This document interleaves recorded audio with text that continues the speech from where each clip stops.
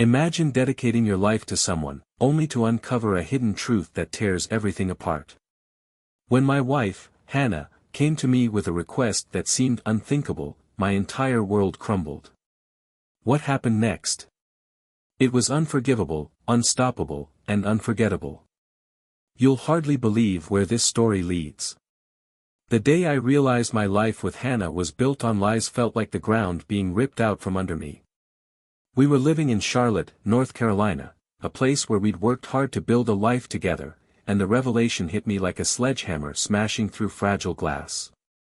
For 7 years, Hannah had been my rock, my biggest cheerleader, the reason I worked endless hours to create the life we'd always dreamed of. But beneath her kind eyes and gentle demeanor lurked secrets that would dismantle everything I thought we shared. Hannah was 34, just a year younger than me, and carried herself with a natural elegance that seemed to draw people in effortlessly. She worked as an assistant manager at a boutique hotel in the city, a role she had climbed the ladder to achieve. As for me, I'm Caleb, 35, a construction foreman who spends his days leading crews and turning architectural plans into towering realities. We were different in many ways. Her city upbringing was worlds apart from my roots in a small southern town, but those differences were part of what made us click. Or so I thought. It began as something so subtle, like the faintest crack in a building's foundation. Hannah had always been outgoing and warm, but I started noticing a change whenever she mentioned her coworker, Jake. Jake was a maintenance technician at her hotel, and at first, I brushed off the lingering glances and the frequency of his name in our conversations. He was going through a messy divorce, and Hannah said she felt sorry for him. Caleb, she said one evening as we sat down to dinner, Jake's having a really hard time. His wife cheated on him, left him, and took their little girl. He's just devastated. I nodded, trying to be understanding. One of the things I'd always loved about Hannah was her compassion for others. But over time, her concern for Jake began to feel excessive. His late-night texts became more frequent, and she'd leave the room to respond. When I asked her about it, she'd say he just needed someone to talk to. Then came the night she said something that stopped me in my tracks. Caleb, she started, her voice unsure, Jake's confidence is completely shot. He feels like less of a man. She hesitated, her eyes not meeting mine. I've been thinking, what if I could help him feel better about himself? I set my fork down, feeling a wave of unease wash over me. What do you mean? It's nothing romantic, she said quickly, like she could see where my mind was going. Just one night. Something purely physical. It wouldn't mean anything. It's just, to help him heal. Her words hit me like a punch straight to the gut. My wife, the woman I trusted more than anyone, was suggesting she sleep with another man. You can't be serious, I said, my voice barely audible. It's not what you think, she replied, reaching for my hand. It wouldn't change anything between us. It's just. Jake needs help. I pulled my hand away, my chest tightening with disbelief. And what about us, Hannah? What about our marriage? It wouldn't affect us, she said softly. I promise. But it already had. That night, I lay awake, my mind replaying her words over and over like a haunting echo. Each time, it stung more than the last. How could she even entertain such an idea? The woman I thought I knew inside and out suddenly felt like a stranger. The next morning, I dragged myself to work, though I was anything but focused. My crew and I were pouring the foundation for a new commercial building downtown. Usually, I found a sense of accomplishment in my work, the satisfaction of creating something solid and enduring. But that day, my mind was far from the job. That day at work, I felt like a hollow version of myself. My coworkers joked and laughed, their voices mingling with the rhythmic buzz of machinery, but I couldn't tune into their easy camaraderie. My mind was spinning, consumed by a relentless mix of anger and disbelief. When I got home that evening, Hannah acted like everything was perfectly normal. She kissed me on the cheek, asked how my day had gone, and set down my favorite meal, chicken fried steak with mashed potatoes. But I couldn't bring myself to eat, let alone meet her gaze. A few days later, she brought it up again.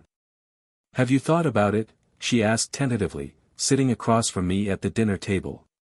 "Thought about what?" I snapped, even though I already knew what she meant. "Jake," she said carefully, her voice steady but measured.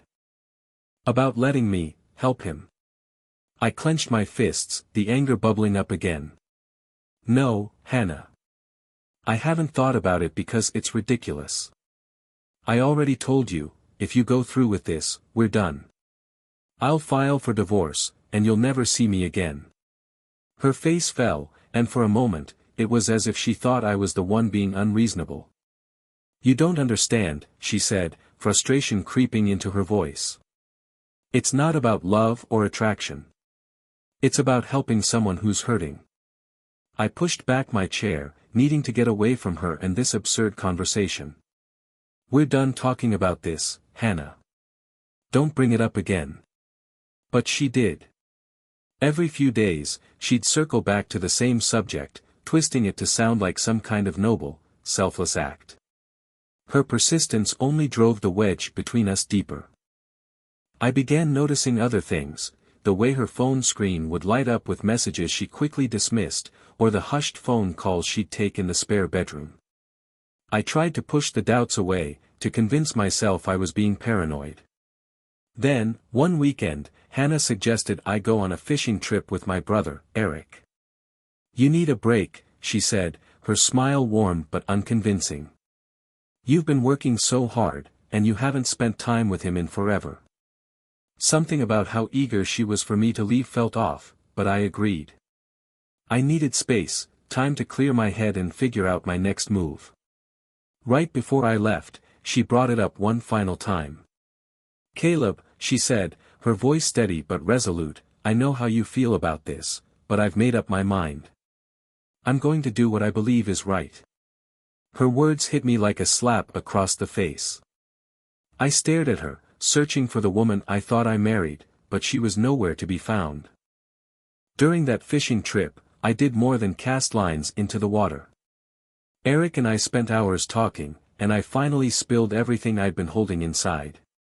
Eric, always the practical one, told me to weigh my options carefully. But by the time the weekend ended, my mind was made up. When I returned home, the apartment felt different. It was still the same place, but the air felt heavier, almost suffocating. Hannah greeted me with her usual smile, but there was something in her eyes that she couldn't hide. That night, as we sat down to dinner, I forced myself to ask the question I'd been dreading. "Did you do it?" Her fork froze mid-air. "What are you talking about?" "You know exactly what I mean," I said, my voice calm but firm. She looked away, her face pale. "Yes," she admitted, her voice barely above a whisper. Her confession hit me like a wrecking ball, smashing through whatever fragile trust one had left. She started talking, her words pouring out in a desperate attempt to explain. "It didn't mean anything, Caleb. I swear. It was just one time, and it's over. I only did it to help him." I stood up, my appetite completely gone. "You didn't just betray me, Hannah. You destroyed everything we built together." Tears streamed down her face as she reached for my hand. "Please, Caleb. Don't do this. I love you. You're the only one I want." But I couldn't hear her over the roaring in my ears. Without another word, I turned and walked out, slamming the door behind me. What Hannah didn't know was that I had already been preparing for this moment. While I was on the fishing trip, I'd done more than just vent to Eric. I'd reached out to a lawyer, started packing my things, and put together a plan. This wasn't going to be a spur-of-the-moment reaction. It was going to be calculated, deliberate, and final. This wasn't going to be an impulsive outburst, it was going to be a calculated, deliberate departure. The next morning, while Hannah was at work, I emptied the apartment of everything that was mine. Furniture, electronics, kitchen gadgets, if it wasn't hers, it was gone. What I left behind was bare bones, a single set of utensils, a twin-size mattress, and a note taped to the fridge. The note was short and to the point, "Good luck with math." After that, I blocked her number, severed all ties with her family, and moved into a rented room on the far side of Charlotte. But this wasn't the end, it was only the beginning. Hannah thought she had made her choice. Now, it was time for her to face the consequences. For weeks, I heard nothing from her, but I could vividly picture the scene when she returned home that evening, the barren apartment, the stark note left behind. That image played over and over in my mind, bringing a twisted sense of satisfaction. While Hannah was likely busy rationalizing her actions, I was methodically working behind the scenes. I compiled everything, texts, call logs, every bit of evidence that captured her betrayal in black and white. This wasn't just about walking away. It was about exposing the truth. I drafted an email and attached screenshots of her conversations with Jake, alongside a copy of the divorce papers I had already filed. The recipients? Her parents, her siblings, her closest friends, and even her colleagues at the hotel. The subject line was simple: the truth about Hannah. The email read: "To those who think they know Hannah. You might believe you understand the kind of person she is, but here's the reality. Attached is the story of how she betrayed her husband under the pretense of compassion. I'll leave it to you to decide if this is the woman you thought she was. Sincerely, Caleb." I hovered over the send button for a moment, not out of doubt, but to savor the gravity of what I was about to do. Then, with one decisive click, it was done. But I wasn't stopping there. I ensured that Hannah wouldn't walk away with much. The lease was prepaid for 3 months, giving her just enough time to figure out her next move, or crumble under the weight of her choices. Every shared account, banking, memberships, streaming services, was either closed or transferred to my name.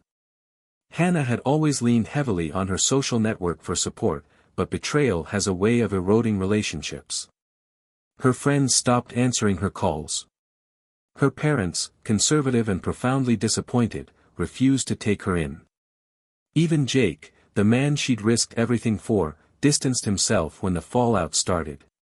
One weekend, as I was unpacking boxes in my new place, Eric called. "You're not going to believe this," he said.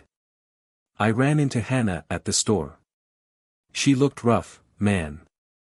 But get this, she's trying to get Jake to take her back. And he's ignoring her too. I couldn't help but laugh at the irony. The grand gesture Hannah had insisted on, her so-called act of compassion, had left her completely isolated. A few weeks later, Hannah showed up at my construction site. She stood hesitantly at the edge of the lot, looking painfully out of place amidst the noise and dust. Her once confident posture was gone, replaced by someone who seemed fragile, almost broken. "Caleb," she called, her voice barely audible over the machinery. I walked toward her, pulling off my gloves. "Hannah," I said, my tone cold and detached. I need to talk to you," she stammered. "There's nothing left to say," I replied, crossing my arms. "Please," she begged, taking a step closer. "I made a mistake. I thought I was helping someone, but I see now how wrong I was. I still love you, Caleb. I never stopped." I shook my head, my expression unyielding. "You didn't make a mistake, Hannah. You made a choice. And now, you're living with it." Tears streaked down her face. "I've lost everything," she said, her voice trembling. "My family, my friends, you. I don't know how to fix this." "You should have thought about that before," I said, my voice firm. "I've moved on, and you should too." Without waiting for a response, I turned and walked back to the job site, leaving her standing there, broken and alone.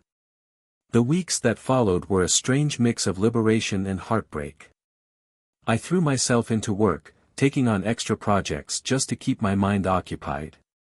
Every beam I secured, every slab of concrete I poured felt like another brick in the foundation of my new life.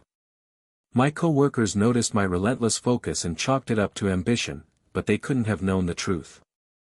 I wasn't just building structures, I was rebuilding myself. The evenings, though, were harder to manage. My new apartment was quiet, almost too quiet, and memories of Hannah lingered like ghosts in the shadows. To cope, I started hitting the gym every night.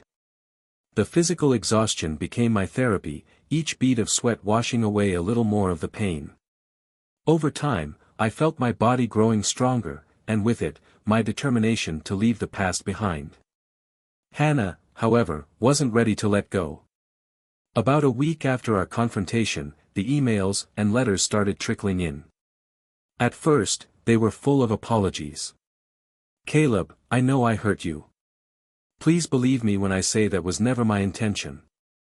I let my compassion for someone else cloud my judgment, and I'll spend the rest of my life proving I can be the woman you deserve."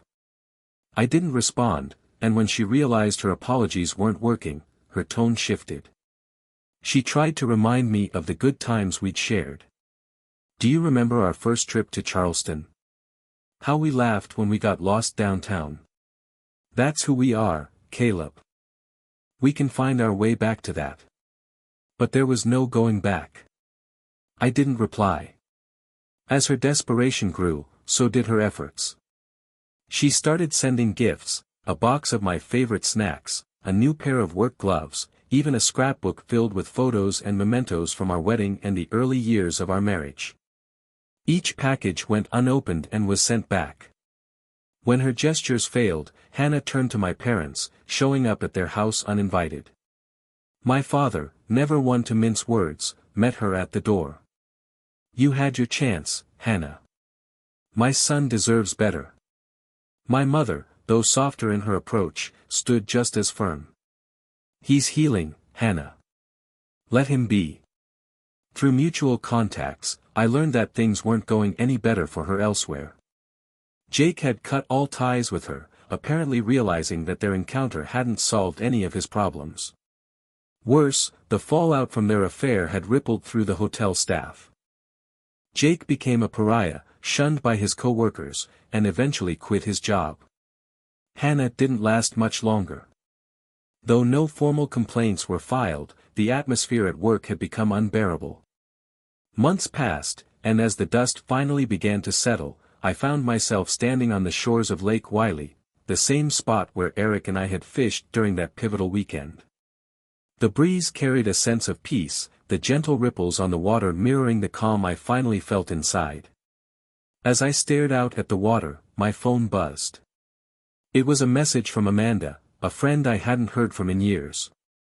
"Hey Caleb, I heard about everything you've been through. I just wanted to check in and see how you're doing. If you ever want to grab a coffee and talk, I'm here." Seeing her name brought a surprising sense of comfort. Amanda and I had grown up together, but life had taken us in different directions.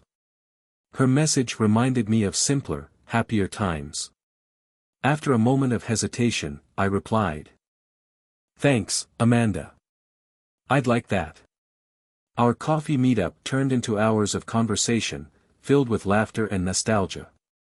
For the first time in months, I felt a glimmer of hope, a reminder that life could move forward, that trust and connection weren't entirely lost. Over the following months, Amanda and I started spending more time together. Our casual chats evolved into deeper, more meaningful conversations, and her kindness helped me rediscover parts of myself I thought were gone for good. I wasn't ready to jump into another serious relationship, but being with Amanda reminded me of what love could feel like, real, unspoiled by deceit. One evening, Amanda and I were sitting on the patio of a cozy cafe called Blue Oak Coffee in downtown Charlotte. The sun had dipped low, casting a soft glow over the city streets, and there was a peaceful stillness in the air. Amanda looked at me with a gentle smile, her voice steady as she said, "You're stronger than you realize, Caleb. Everything you've been through, it didn't break you. It shaped you." Her words lingered with me long after that night.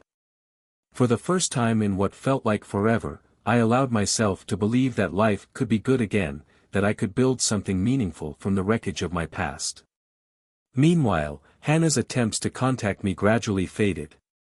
The emails stopped, the letters ceased, and it seemed she had finally come to terms with the reality that there was no path forward for us. Then, one afternoon, fate threw us together in a way I never saw coming. I was wandering through a local farmer's market, picking out fresh produce for the week, when I spotted her. Hannah was standing at a booth, her hand hovering over a basket of peaches. She looked thinner, her hair tied back in a loose ponytail, and the spark that used to light up her smile was now just a faint flicker. Our eyes met almost instantly. For a moment, neither of us moved. Then she gave a tentative smile and started walking toward me. "Caleb," she said softly. "Hannah," I replied, keeping my tone even and calm. She hesitated, then asked, "How have you been?" "I'm good," I said simply.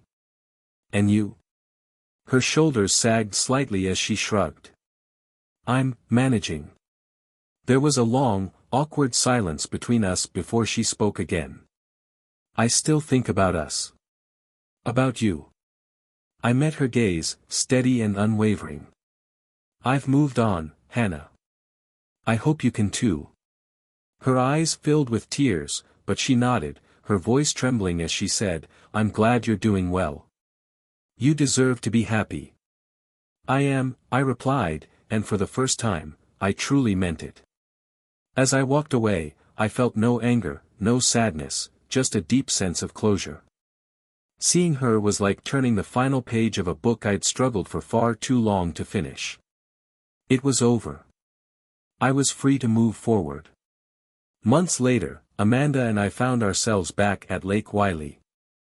The sun was setting, its golden light dancing across the water's surface. Amanda leaned into me, her presence grounding me in a way I hadn't thought possible. Breaking the comfortable silence, I said, "I think I'm finally ready." She turned to me, her eyes curious. "Ready for what?" "For whatever comes next," I replied, meeting her gaze with certainty. And I was. The lessons of my past had taught me that resilience isn't just about surviving, it's about thriving, even with the scars. Letting go of Hannah hadn't just been about self-preservation, it was an act of self-love. As for Hannah, I later heard she left Charlotte to start fresh in a smaller town.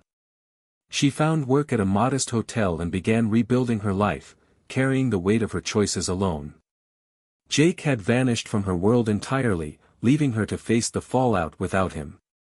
For me, life became about growth, about choosing honesty and strength over bitterness. Amanda and I continued to nurture a connection built on trust and mutual respect. It wasn't about replacing what I had lost, it was about embracing what I had gained. And for the first time in years, I felt whole.